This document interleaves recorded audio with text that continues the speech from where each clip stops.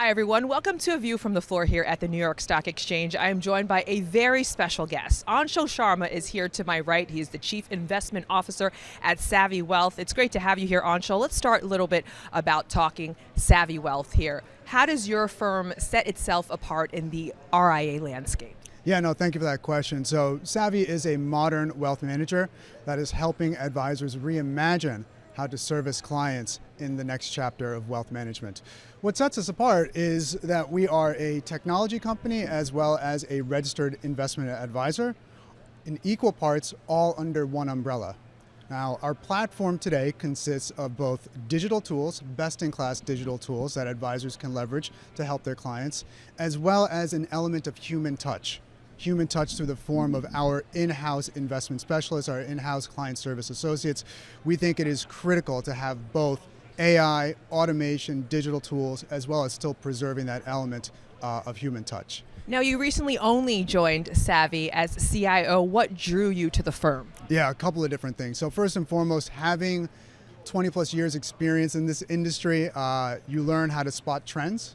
And over the course of just the past few years, one of the trends that I started to see was advisors more and more frequently wanted to integrate technology into their practice.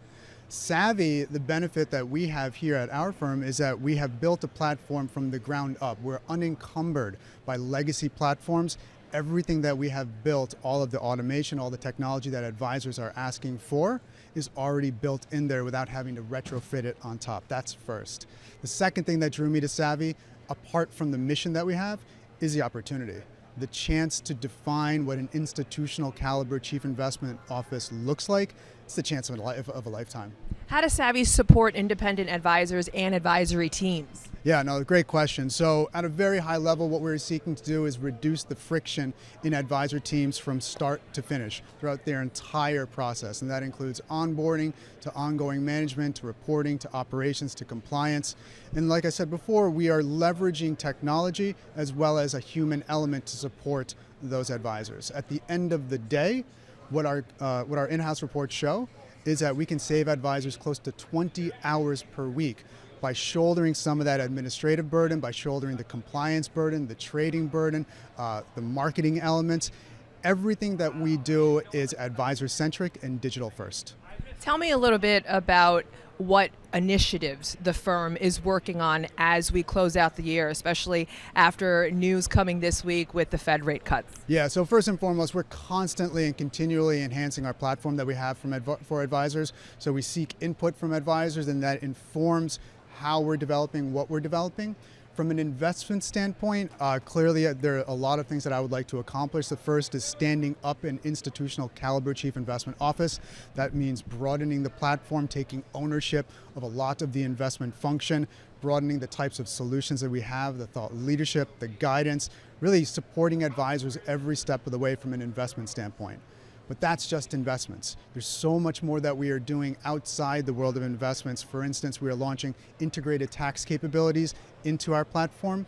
This is yet another way, another capability that we are providing advisors to engage with their clients, to better serve their clients on a go-forward basis. How about working with your high net worth clients? What are you most engaged about that? Oh, I mean, there's so many themes that this year has been such an interesting year where you have both risk assets and risk off assets, so growth stocks as well as gold, both sitting near all-time highs or at all-time highs.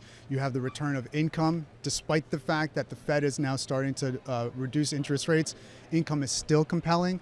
We're getting a lot of inbound questions around how we should be positioning our portfolios. And so from our standpoint, first line of business or first order of business is to establish that foundational element of investments. And again, like I said, secondly, from a thematic standpoint, ensuring that we have everything out there. For instance, if we talk about AI and the structural changes that is now imposing on every facet of the economy, we're not just looking at AI, but we're looking at the first derivative of AI, for instance, the picks and the shovels that go into powering that. So that's just some of the work that we're doing behind the scenes to better serve our advisors and clients.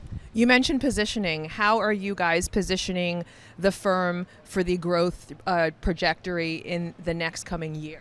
Oh, I mean, again, for us, it goes back to answering that question: how can we best one, serve advisors so they can best serve their clients, and then two, how can we also help them preserve the culture that they have when they come into our organization, when they partner with us. And so to that end, if that's our North Star, then everything focuses around that. It's the technology that we create, it's the support that we provide advisors, it's the laser-like focus.